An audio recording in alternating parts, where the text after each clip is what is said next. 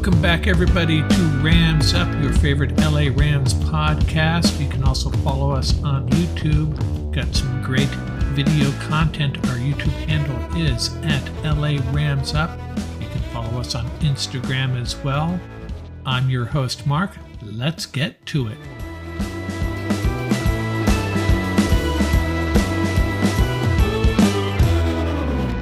Welcome back, Ram fans. Coming back at you with another pod. It's only been a couple of days, just too much going on, too much to share with you. Got another guest coming up here in a minute, a segment with Scott Richmond, a longtime Ram fan. Beware, this was recorded on Saturday before the Ramsey trade. We were all set to publish it, and then the trade news broke out in the middle of my Sunday recording with Tom and Paul, so we rolled with that podcast. Now we're coming back at you with what Scott has to say about the future of the Rams, how they built this roster for 2023. What else has happened with the Rams in the last few days? Well, Matt Gay, officially an ex-Ram, he signs a $22.5 million 4-year contract with the Colts, the biggest free agent contract for a kicker in the history of the NFL.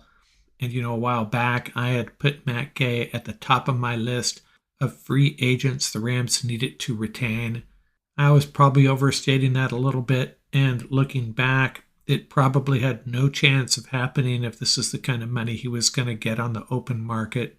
I'm glad the Rams didn't pay that much, to be honest with you, as much as I love Matt Gay.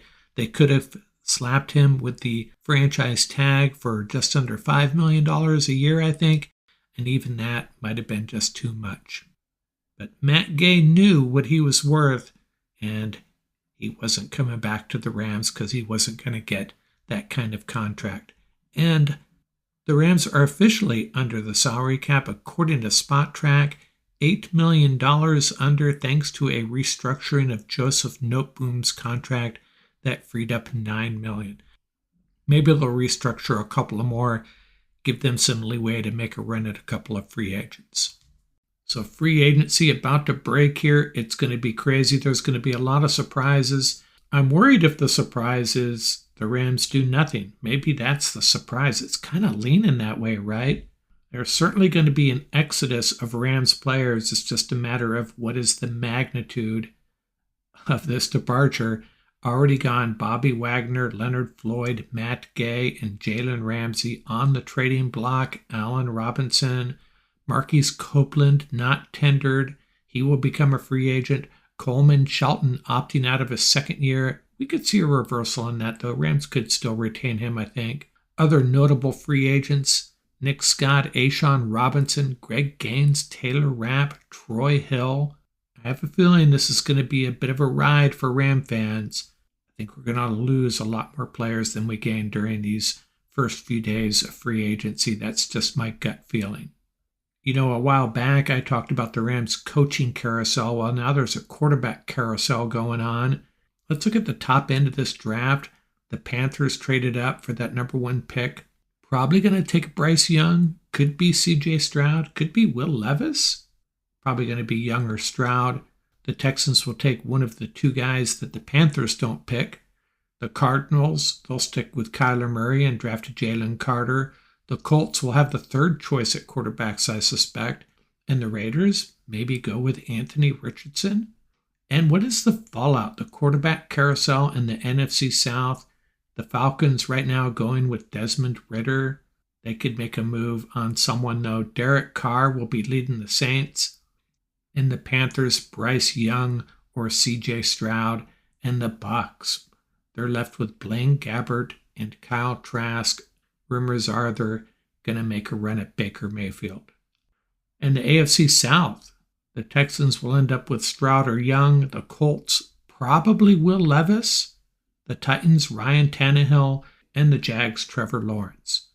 So interesting quarterback constructs in these 2 divisions, I think. Lamar Jackson, where does he end up? Stay with the Ravens? Sign with the Commanders, perhaps? And Aaron Rodgers, maybe trade it to the Jets? Don't know about that one yet. A lot going on aside from free agency. Going to be a big reshuffling of quarterbacks in the NFL. But I will stand by my comment. The NFC is still so weak in quarterbacks. Now, the Panthers are going to get a young quarterback that could turn into something special. Lamar Jackson could end up with Washington, but look across this conference at all the other quarterbacks. If quarterback is the most important position in the NFL, and it is, the Rams will be in pretty good shape with Matthew Stafford, despite all these players that I have a feeling they're about to lose. Make sure you check out our YouTube channel, counting down those top 50 Rams of all time. We're into the 30s now, and we won't have a look at a Rams position group this week. We'll pick it up again next week or maybe the week after. It just depends on what happens with free agency. We've gotten through the quarterbacks, tight ends, wide receivers, running backs, and inside linebackers. Next, we'll look at the defensive line, and maybe we'll know more about Copeland, Robinson, and Gaines by then to make it a little bit more relevant. We'll be back in a couple of days, perhaps, with a free agency update. If not a podcast drop, definitely on the YouTube channel. Let's get to our interview with Scott Richmond in a second here. Ready for the underdogs, upsets, and the unbelievable action from DraftKings Sportsbook? The biggest tournament in college basketball is almost here. Right now, new customers can bet just $5 on college hoops and get $200 in bonus bets instantly. Plus, for a limited time, all customers can score a no-sweat bet during round 1 and 2 of the tournament. Go to the app, opt in, and place a no-sweat bet this weekend. If it doesn't hit, you'll get a bonus bet back up to $10. Now, for me, I'm leaning on the UCLA Bruins. They lost Jalen Clark for the season, perhaps the best defender in the country. But this is a well-coached team. They're very deep. A lot of people are going to be giving up on them, and the odds should reflect that. Don't give up on our UCLA Bruins. Download the DraftKings Sportsbook app now and sign up with code TPPN. New customers can bet $5 and get $200 in bonus bets instantly, win or lose.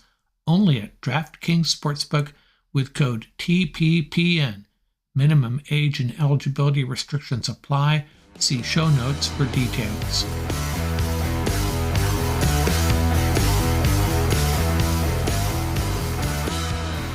I follow essentially all the Rams coverage, all the major sites, all the networks, and a lot of these guys do a really good job, the writers and analysts. But I've come to believe that some of the best insights, some of the most accurate insights and opinions come from longtime Ram fans that really know the Rams, know their roster. And for example, Paul Wally and Tom Courts, I've had both those guys on here several times, and it's always super entertaining and really educational if you are a hardcore Rams fan. Today, I have another longtime Rams fan on, Scott Richmond. How you doing, Scott? Doing great, Mark. Thanks for having me. Tell us a little bit about yourself. How'd you become a Rams fan? How long you been a Rams fan? Oh, I grew up I'm in Southern California. Grew up about 20, 25 miles outside of LA, and two older brothers, and the father. Nobody was really Ram fans. I started following them, watching them on TV when I was 8 or 9 years old, and kind of fell in love with the Horns. However, at that time in the mid 70s, with the Rams playing home games at 1 p.m., and not getting those local feeds, we watched a lot of Raider games from the Oakland Coliseum with Kurt Gowdy announcing. And I kind of got partial to watching Raider games there when I was 8, 9, 10 years old on Sunday afternoons. I got to know their roster really well, almost better than the Rams because of the televised games on Sunday afternoons. But the Rams pretty much always won me over. And didn't really get to my first home game until probably I was, practically 21 at Anaheim Stadium. Just became hooked on seeing live football. And once the Rams moved to St. Louis, acquired more income to travel to St. Louis to see some of the games in '99. I got to see one of the regular season games. I got to see the playoff game against Minnesota. And after that, a few years passed. I eventually bought season tickets. I would go back a couple weekends a season to see games. I would have to sell some of the seats, some of the off games in order to finance some of that. But that worked out quite well until they moved back. And when they moved back, it was a godsend. So since then, I've been really avid on following the collegiate players through the end of each season and seeing who is, who's ripe for the Rams to take in the draft and bolster their roster. So following numerous mock drafts through this time of the year and watching a lot of other draft evaluators and watching whatever film I can find on YouTube of each players has been my pastime for, January through April most years, the last 12 to 13 or so. Yeah, thank God for YouTube, huh? It's I can spend 2 or 3 hours a night just scrolling through YouTube videos of this and that. That your experience is similar to mine. I think there's a lot of fans like Paul Walia. I think falls into this category. He just fell in love with the horns, the helmet and the uniform, and fell in love with them. And he's in Long Island. He's lived his whole life on the East Coast, but fell in love with the Rams that way. And I did go to St. Louis myself to see a game, just one game though. I don't remember what year it was, but it was the game where they retired Isaac Bruce's number. So we talked about a week ago about you were going to come on and talk about how you thought the Rams could shape this 2023 roster, free agency, the draft, and retaining players. And chatting with you during the week, it was like the assignment kept changing with all these. It's a moving target, right? You're trying to figure out what you maybe have an idea what this roster is going to look like, and then you hear about another guy on the trading block, another guy getting cut, and this Coleman Shelton news. I was really surprised about that. I don't know if you heard about that. He had the option to walk away from his second year, and he is a free agent as well. So it's probably a pretty challenging assignment you had, but I'm going to turn it over to you. How do you, what do you think the Rams need to do? What do you think this roster is going to look like? Yes, great question. My thoughts have really kind of gone through the whole cycle this past week. What I thought I was going to talk about last week is now kind of an afterthought. So considering what Les Snead has talked about recently, he said he kind of used the word remodel, instead of rebuild, where other people would refer to it as such. I was thinking, I'm even mentioned on another Ram site last week that I said, with all these moves, it seems like this remodel, it's pretty much turning into a tear off the roof and tear down all the walls and just leave one of the bearing walls in order to meet code. Yeah, Building code. So that's a good way of putting it. and what's interesting is Les Snead just came out yesterday in one of his in his presser, and he just said, "Yeah, we're basically just going to basically remodel and tear down all the walls and leave a bearing wall." And I said, that sounds familiar." So with that said, he basically said, we're not rebuilding because we're keeping our main pillars. We're keeping Stafford, we're keeping Kupp, we're keeping Aaron Donald, and so forth. But possibly may remodel the entire roster. So what that leads me to believe is that they could be doing something similar to what they did in 2017 when McVay came in, and they pretty much overhauled the offensive line via free agency. I can't remember exactly what they did in the draft. I think they drafted Cooper Kupp in the third round. I think they drafted the other tall, thin wide receiver in the fifth round. They drafted the kid out of Eastern Washington too, the other outside linebacker, and Gerald Everett in the second round they drafted. So it was kind of a balance of offense and defense that particular year. But I also got thinking about going way back to year 2001 when the Rams defense just completely fell apart.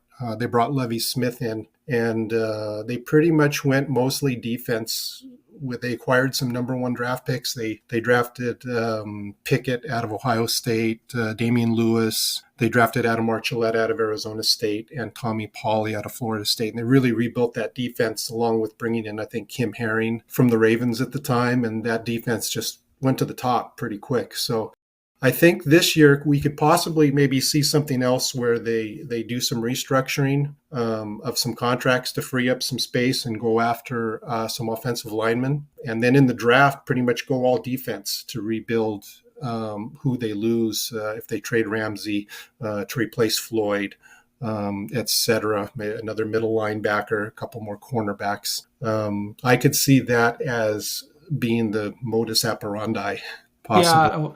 Yeah, yeah. Every time I run a mock draft of my own, I take into consideration that if Ramsey is gone, we're going to draft at least two cornerbacks.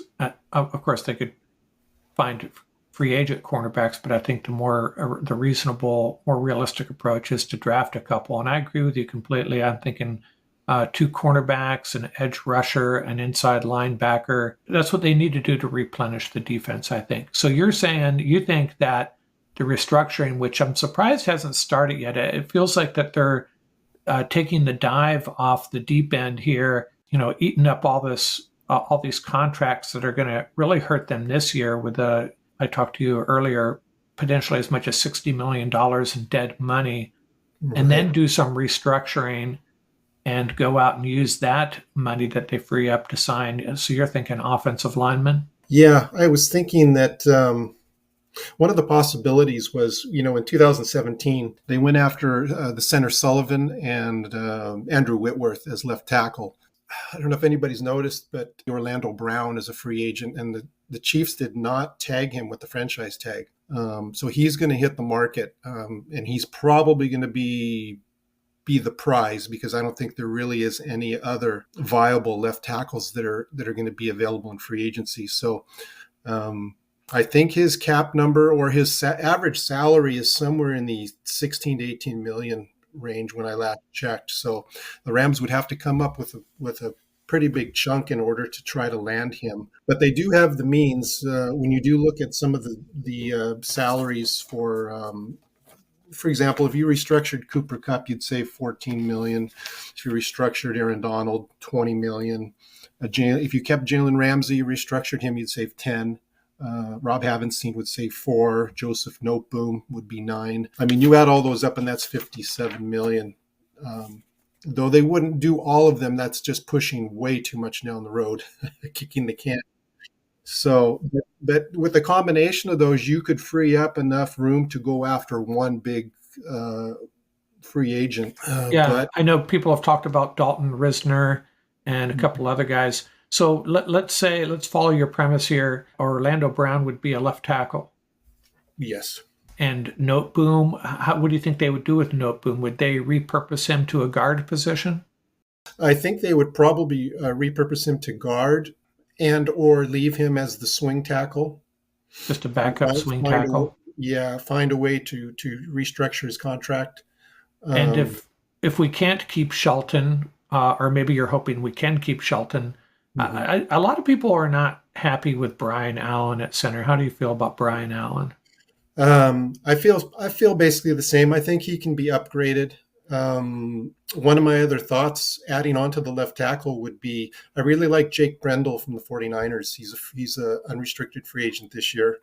I think he would be an upgrade. He comes off of a salary that's pretty, I'd say for his experience, pretty inexpensive. He was paid in the around the 4 million, 3.5 to 4 million was his salary range this past season. So you could possibly bump him up in pay and get him for about 5 million um, per season. I think he's as good of a run blocker in space that Brian Allen is. And I think the benefit is he is a better pass protector. He has far less number of pressures and sacks given up at the position. And the cherry on top is he's durable. He does not have the injuries. I think he's only missed one game in the last 2 seasons. So that would be a huge upgrade over Brian Allen. And I wish we knew more about Logan Bruss. I don't know if we can just pencil him in at right guard. But Mhm. I think the thing about an offensive line is if you had these two guys you're talking about, you don't need 5 all-stars on the offensive line. You need a unit, a good unit, a cohesive unit. And if it's built around a really good left tackle and a really good center, Mhm. I'd feel a lot better about plugging Logan Bruss in at right guard, which we may have to do if Coleman Shelton is not retained. If I don't know if Brian Allen could play guard, perhaps he could. How do you feel about Alaric Jackson? I like him. If I had my choice, I would probably go into training camp with. If they don't go and pursue an Orlando Brown, I would be happy with No Boom at left tackle, Alaric Jackson at left guard, somebody like Jake Brendel at center, Logan Bruss at right guard, along with Haven't Seen at right tackle. That would probably be my first choice. And I guess that offensive line, assuming everybody's going to stay healthy and we have a little bit of depth and we're not going to have those types of injuries like we had last year, I guess the question mark on that with that offensive line would be note boom and pass protection. Mm-hmm. That would probably just be the big concern with that unit. But I agree with you in that I'm not big on drafting offensive linemen early, unless it's a top 10, 15 pick where you're getting a stud left tackle. Other than that, I don't see the Rams using one of their high picks on an offensive lineman. I think you can get a promising interior offensive lineman in the third, fourth, fifth round. Mm-hmm. And so we talked about the offensive line. Is there another position group you want to talk about next, or you want to just talk about what else do the Rams need to do here to get back to the playoffs and the Super Bowl? I would have to say, as far as staying on offense, I think the wide receiver room is going to be okay. I think they just need to draft a player to bring in to compete maybe for the third spot. A player who I really like from Purdue would be Charlie Jones. They call him Chuck Sizzle. Right. His nickname. I watched him a little bit. Watch him. Yeah, I really like him. I think he's my comp for him would be Cooper Kupp. He's just average size, average height, average weight. He looks like he has average speed, but on tape, he is difficult to cover. Plays bigger than his size. He competes with her 50-50 balls against DBs his size or bigger and comes down with the ball. He pretty much he has that play speed where he plays faster on the field with pads on than he does running a 40. And he was, if I'm not mistaken, he can return punts as well, can he? I think he has some experience. Yeah. Mm-hmm. I may be confusing him with someone else, but I think he's the guy that returned kicks as well. And he's a guy you could probably get. You could probably wait till the 6th round for him, perhaps. I think I'm thinking 5th at the latest. Okay. He could probably go as early as the 4th, but if the Rams hang on to a couple of these 5th round picks that they have, I think that would be a prime spot. If he fell to them, I would be screaming to draft him. He's one of my, when you've got your likes, your top 5 guys that you like in the draft, he's one of them. Yeah, me. Nice. So, yeah. He's. I watched some tape on him. He's fun to watch. He's one of those fun guys. When he gets the ball, it's just fun.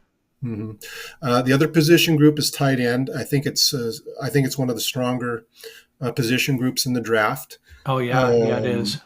I'm one of the ones in the camp of I'm ready to move on from Tyler Higbee. I love Tyler Higbee, but for his salary, I just think he's just a little bit average. I think we can improve the receiving ability, the playmaking ability, the blocking. My thoughts would be to let him walk or cut him, either pre-June or post-June, however you do it. And just by the way, talking about cap savings, if you did release Higbee and Brian Allen, that's $11 million in cap savings for the season, though it would tag on about $3 million in dead money that we talked about if you did both. But right. My idea would be in free agency to go after Josh Oliver from the Baltimore Ravens. He's coming off his rookie contract, and if you respect PFF gradings, he's one of the top rated run blockers in the league. And that was surprising to me because when he came out of San Jose State, he was more of a pass catcher than a blocker, but he's really developed his game. He would pretty much be an inexpensive ad that would be affordable to keep him under the cap. I would bring him in, having Hopkins, and then what I propose in my recent mock draft is I would really like Dalton Kincaid out of Utah. However, Dalton and Washington from Georgia now being they're pretty much being mocked in almost in the first round. So I don't know if the Rams are going to be in the range to Right. get him, but I would definitely find if their second or third round pick, if either Sam Laporta from Iowa, Luke Musgrave, Oregon State, or Tucker Kraft from South Dakota. If either one of those three was available, I would have to jump all over them. I think they have great playmaking ability and they're great combo players. They have equal blocking skills as they do receiving skills and are fast enough to let's say when the Rams like to run those inside screens to the tight end, I think they have the playmaking ability to make a defender miss, beat some linebackers down the field, and get extra yards after the catch. So, I think that's especially true of Musgrave from yes. what I've heard. Now, how do you feel about Zach Kuntz? I know I've been getting overly excited about him. Mm-hmm. Probably, on one hand, they talk about his combine performance, which I guess every year someone blows up the combine and gets Mm-hmm. overdrafted. But I mean, the guy really excites me, and I was hoping the Rams could draft a guy like that in the fifth or sixth round. But his draft capital may have just got went up a round or two. Do you think his game translates to the NFL? Not too sure I'm educated enough yet to answer that. All I've seen him is run and catch some passes. I haven't seen him on tape do any blocking. I don't know how he if he excels at that at this point. Well, that'll be your next assignment to get back to us on Zach Kuntz. And there's probably not as much tape on him because he did play a senior year at Old Dominion, his last two seasons at Old Dominion after transferring from Yeah. Penn State. So it might take a little digging to get some tape on him. Mm-hmm. So talking about tight ends, and it kind of ties to these trades that might happen. And I don't know what the Rams could get for Jalen Ramsey, but if they were able to get a late first rounder for him, for example, what I have found is that if you spend it'd be so tempting to take a tight end if you had that pick, but then again, your cornerback situation is so depleted. Do you take a tight end, which is really a luxury at this point, and pass on a really high rated cornerback? I just don't know if that's the best way of improving this team now to take a Darnell Washington and pass on a cornerback like Mm-hmm. Ringo. You know what I'm saying? It's just a really tough decision that they're going to have to make, and I'm sure Les Snead will figure Mm-hmm. it out. But as much as I love some of these tight ends, I just feel like they're probably going to have to wait later to take their tight end if they're going to take one. I'd have to agree. I would have a difficult time passing on Washington, the tight end from Georgia, if the Rams ended up with a late first round pick and he was there. Um, but I'm probably going to still go edge rusher. I think that would probably be the most pressing need because I think that's I think that's the only way they'll be able to be competitive on defense because they're not going to be able to get enough edge rushers in free agency to be competitive. I'm going to have to take one of the top end, a Nolan Smith or somebody. Yeah, the ones I've been looking at that would possibly fall to the Rams. Maybe not the second round pick they have now, because of B.J. Ojolari, Nolan Smith, Keon White. I'm not sure about Enuduke Uzama, going back and forth on how much I like him out of Mhm. Kansas State, and then Andre Carter III out of Army. Are there the guys? Obviously, you already mentioned Nolan Smith. What about the other guys? Are there any of them excite you? I mentioned Nolan Smith just because he is presumed to be a late first round by most prognosticators. I'm not as high on him as other people. My number one edge player is Will McDonald from Iowa State. I think he's the most polished player to come in and play outside linebacker in the Rams 3-4. He's very pliable. He can bend around an offensive tackle like no one else in the draft. He showed at the combine that he can. I think he won most of his reps against like Darnell Wright and some of the other top tackles. He can convert speed to power and just push the tackle back. He can bend around him going on the outside, or he can spin move to the inside. He doesn't have as many moves as BJ Ojolari, but I think he's more effective, even at 240 pounds. What's interesting is Iowa State played a three-man front, and they had him playing defensive end, which is very odd. And so he held up against the run at 240 pounds, playing defensive end in the three-man front. But when he had an opportunity to rush the passer, he had the highest win rate of anybody in the country. He had 48% win rate when rushing the passer. So he has the skills and the production. And I think if he's still there at 36, he's my number one. Even if Nolan Smith was available, I'm picking Will McDonald over Nolan Smith. Nolan Smith, I think he's a better athlete right now. He's stronger, he's faster, he probably defends the run better, but he doesn't have the assortment of moves to be able to set up a tackle. If he gets to the quarterback, it's just because he pushed the offensive tackle far back or just ran around him without much technique. So it sounds like you're, so far, to summarize what we've talked about so far, offensive line built through free agency, early draft picks, cornerbacks, edge, and if there's a tight end you really love, maybe grab. Obviously, we're talking about Darnell Washington.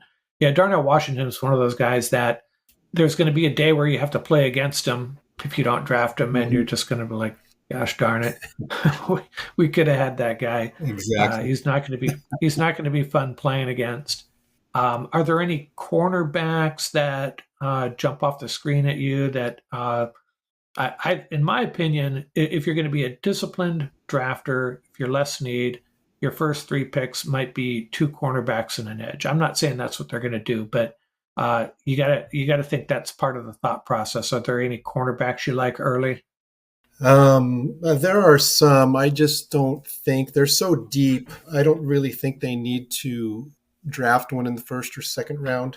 Um, if they ended up with multiple picks through the trades and they ended up with a late first and a couple of seconds, then I'm going to probably entertain Emmanuel Forbes from Mississippi State. Oh, okay. Or Deontay Banks from Maryland. I would think their combination of size, speed, production. I would definitely entertain those, but I don't think it's a necessity. My top would be taking Darius Rush from South Carolina in the third or fourth round. I think the way he performed at the Senior Bowl and the way he tested at the combine, I think he's just as good and would be a better value. Okay. Where do you want to go next? I'll let you ride with this. Sure. Let me talk about a couple more cornerbacks, and then we'll maybe finish up with one piece of offensive lineman that I didn't get a chance to talk about. Sticking with cornerbacks, I think I basically have two tiers. I've got tier one, which would be, taking somebody in the second, third, maybe fourth round if they end up trading into that round. Again, Darius Rush is my top. I really like Riley Moss from Iowa. He's 6 foot, 193 pounds, very fast, great coverage skills. I kind of like the possibility of drafting him and moving him to safety. I think that would give them one of the best cover safeties that they would have in quite a while. I like that option. Julius Brents from Kansas State. He's 6'3", almost 6'4". Has decent speed. He runs about a 4.55 40. He has enough speed to stick with receivers on the boundary, but he has great ball skills. Very tenacious.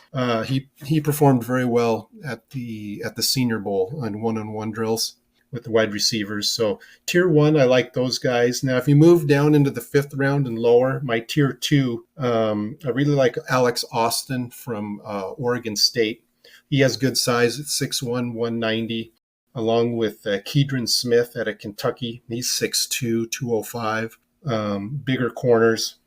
And then in the later, moving into the sixth and seventh round, one guy he's moving into my, top likes of anybody in the draft, a kid named Starling Thomas out of UAB, Birmingham. He's 6 foot. He's 6 foot, 195 pounds. He runs like a 4.340. He is a blazer. He had 14 passes defensed this past season, and quarterback rating, when thrown against, he only has a quarterback rating of 72, which is very good. Most cornerbacks on average are going to be somewhere between the high 70s and 90 as far as quarterback rating. I think he could be a steal in the sixth round. Really brings some great speed to the cornerback room. And the last would be a kid from Rutgers who's kind of under the radar, Christian Braswell. He's 5'11", 185 pounds, 4'4", 540. Very tenacious. He has great short area quickness, change of direction, and he has decent long speed. So the reason I would like these guys is the NFL, the offense is using so much more crossing routes, making defenders run, 40, 50 yards across the field to cover. Most defenders can't do it. I think that's where the Rams have to upgrade their coverage linebacker, their cornerbacks. They need at least one safety that can latch onto these receivers on these long crossing routes, which has become a staple of most offenses. So again, Christian Braswell, he has a passer rating of only 60. So these guys Oh are wow. very, very tenacious and very competitive against the pass. So those are that's kind of it in a nutshell. Who I like for Yeah, cornerback. I think if Ramsey does move on, they're going to need a bigger cornerback, and that's why Eric Mulder, one of our guests, brought him up to a big cornerback that can match up against guys like Debo Samuel and DK Metcalf, and we need that. If I don't think Kobe Durant is the answer as a number one cornerback. I like him, Mm-hmm. but we need some size back there as well. You wanted to talk something else about offensive line you wanted to Offensive mention? line, I think when we talked about free agency and bringing in a center and a tackle, I also think center is important. I think a lot of Rams fans were just furious when the Rams passed on Creed Humphrey, what, 2 seasons ago, and went with Tutu Atwell instead. Mm-hmm. Um, yeah, I just don't know if the Rams are willing to draft a center and move him into the starting lineup right away, but I think there's three that um, I think would be great, even if they draft even if they were to sign a Jake Brendel from the 49ers to fill in for a season or two. The three guys that I really like that could be available in the third or fourth round. My first choice would be Joe Tipman from Wisconsin. He's kind of come on, and I have much more interest than I did before. When the process started, I saw his height of 6'6", and I said, "No way, you For can't have a center, center yeah. 6'6". But the more that I saw of his testing and seeing some tape on him and some other scattering reports, it's like, wow, I think this guy is the deal. Tested very well at the combine. Before I started looking into Tipman, up to that point, Luke Whippler from Ohio State was the guy, my number one. Very balanced skill set of run blocking and pass blocking, and following up the last but not least, Ricky Stromberg from Arkansas. He was the guy I started looking at first in December, and I said, man, this he's got the stuff that Creed Humphrey has. He's stout, 6'3", 308. He's an anchor in pass protection, but it just didn't seem like he had quick enough feet to be able to get out and block in the zone blocking scheme that the Rams use. The center's got to be mobile. It's got to have quick feet. And some of the scouting reports just really didn't show that. And I kind of soured on him, say, well, maybe he's not the guy I think he is. And that's when I found Luke Whippler from Ohio State. However, recently at the combine, just last weekend, I saw Ricky Stromberg do some of the center workouts. And boy, he really moved in space a lot better than what I read about. So I think he could work in the Rams' zone blocking scheme. So I'd have to say if the Rams could come away with either Tipman from Wisconsin, Whippler from Ohio State, or Stromberg from Arkansas, I would be tickled pink. How about this? They draft Tipman, they re-sign Edwards, and they start four Wisconsin offensive linemen. How about that? Yeah, that Uh, would be cool.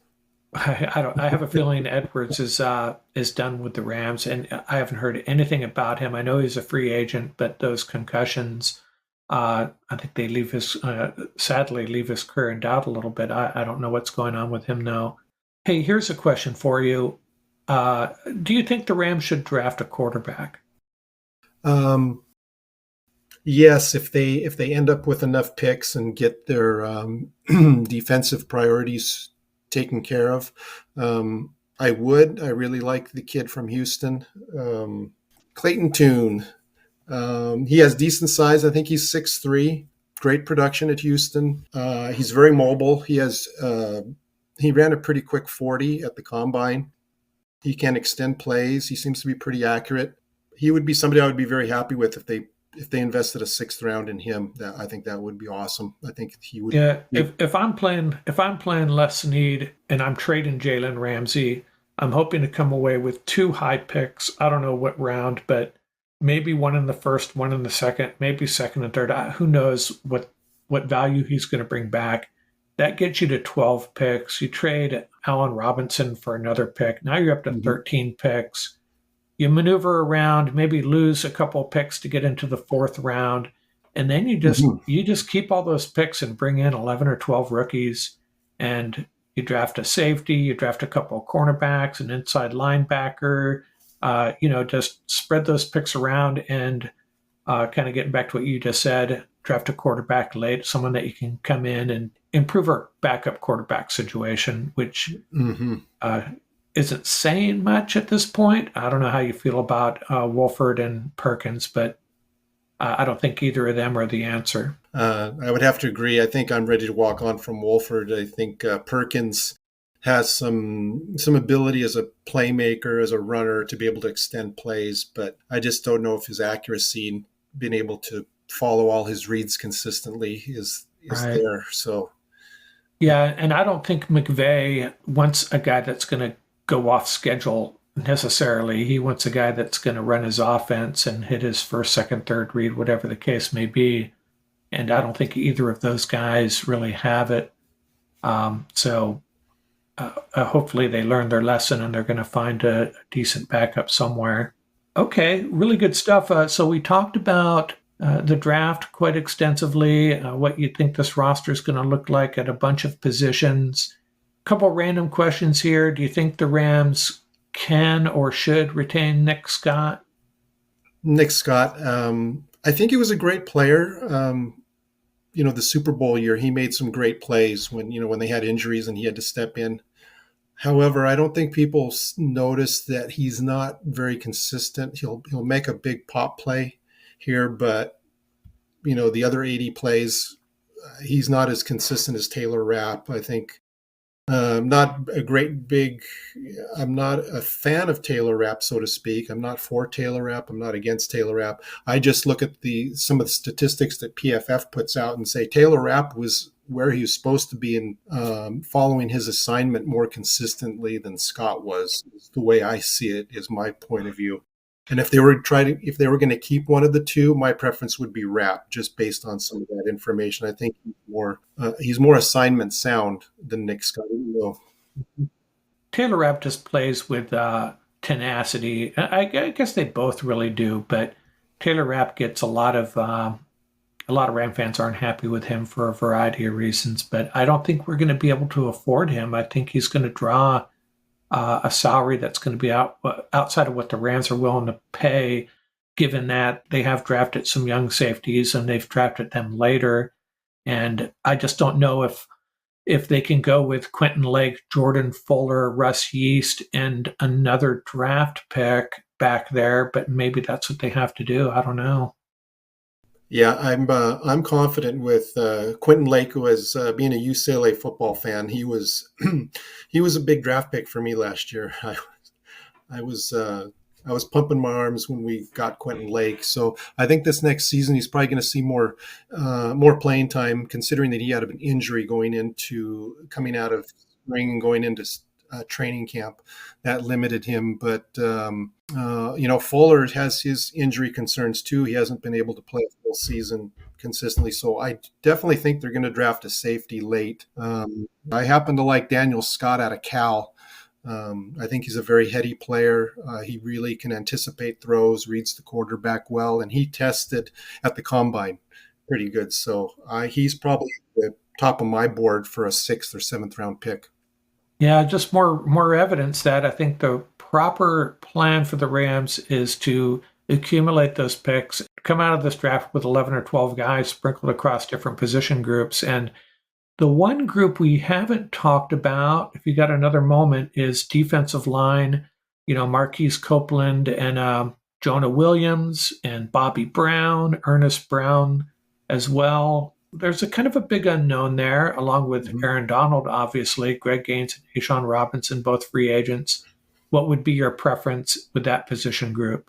First, considering nose tackle, I like Greg Gaines. A side note, he did go to my high school here in the Southland. So I got to see Oh, him play in high school before he went to Washington.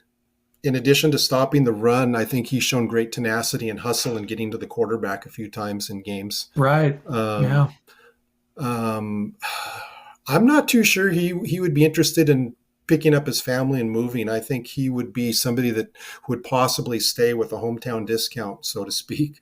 So right. I would look to say I would put money that Ashawn Robinson would be the one of the two that's definitely gone because he's already moved across the country once or most of the way across the country to take on a new contract. I would see him gone. I would hope they keep Gaines. I'm really look forward to seeing Bobby Brown hopefully step into that other defensive end position. So have Aaron Donald, Gaines, and Brown as your three starters. And some of the other guys I think they're decent. Rotational players, They're they'll rotational. I work for think they us. can improve one of them. If the Rams used a 5th round pick on another player, I think somebody like Carl Brooks from Bowling Green, I think he could come in and be an improvement over one of those rotational players. Um, Yeah, that's kind of how I'm seeing it too. Is I did one mock draft recently where they had accumulated an extra 2 or 3 picks through trades, and I was really happy with this draft, and not necessarily knowing the players probably as well as you do, but it was almost one player for every position group, including running back, which is another position we haven't talked about. I don't know if we need to, because I think we're set there, but mhm. I would still think they'd draft a running back at some point. The only thing I didn't do, I was tempted to draft a place kicker because I hate, Matt Gay being a free agent is really disturbing to me. It's just such a nice feeling having a place kicker that you can rely on and count on and not have to worry about. And with him being a free agent, we're back to square one as far as that goes. But I'm sure they can find someone. I don't think they're going to draft a place kicker. Maybe they bring Matt Gay back, but hopefully they get that figured out too. Yes, I'm not as concerned about it. I think that if they really get the offensive line retooled and honed to where they were, getting 5 to 6 yards per carry like they were in 2017, 2018. I think they're going to get back to scoring closer to 30 points a game. And I think they're going to find place kicking just isn't as important as it's been the past season or two. So Yeah, I'm on the fence. If Matt Gay, if they let him walk and they have to bring in a free agent off the street or draft one, I'm okay with that. It's not a priority for me. I glossed over running backs and give you an opportunity to speak to that. Are there any running backs you like, or you don't really think they will draft a running back? Yeah, it's a position group that's down the board. For me, it's not a high priority, but I always liked that they had the past few seasons having that larger back. So Malcolm Brown, they brought him back this past season. I like having a larger back for short yardage, good pass protector. Some people have spoken about Rashawn Johnson from Texas, who's Yeah, the backup to Bijan Robinson. yeah, Bijan Robinson. So Johnson, I think it would be great. Doesn't have very many miles on his tread. Hasn't run much, but has good running skills. He's a capable pass catcher. He's a great pass protector. So he's that larger size, over 210 pounds, 6 foot. I would like them to draft somebody like him. There's a kid from Appalachian State that's also in that size range. I just don't want to see them go after another 5'10", 195-pound back. I just don't think that really benefits the team unless they want to bring somebody like that onto the practice squad and keep them for if somebody goes down in the middle of the season. But I do think they need that larger back for pass protection. Okay, some good stuff. Is there any parting comments before we sign off? No, I think you've worn me out. That's good. That's good. Yeah. If you want, maybe we'll talk again before the draft or maybe right after the draft. How's that sound? That sounds excellent. Yeah, or maybe even after this free agency period, which is going to be, if nothing else, things are getting interesting for Ram fans. I mean, there's a lot going on, and this could end up being a free agency period that I think there's some surprises coming. I don't know what they are. I have no clue. It's so difficult to predict what Sean McVay and Les Snead are going to do. But I think there's going to be some surprises, and I think we're going to go into the NFL draft for the first time in a few years where Ram fans will have a lot to pay attention to, and it'll be a little more entertaining than some of the past drafts. So looking forward to that. Yeah, agreed. It's going to be an exciting offseason. Yeah. Okay, Scott, I really appreciate your time. It's been a great talk, and we'll do it again, okay? Great. Thank you, Mark. Thank you.